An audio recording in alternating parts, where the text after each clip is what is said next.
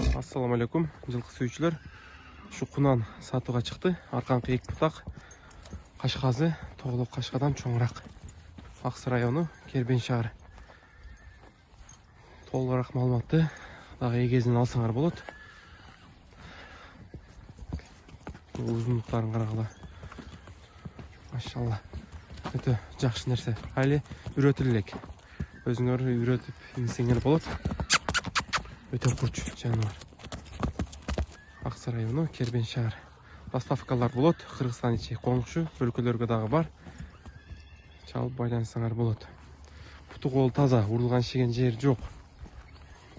Аркаларына көрсөтөйүн.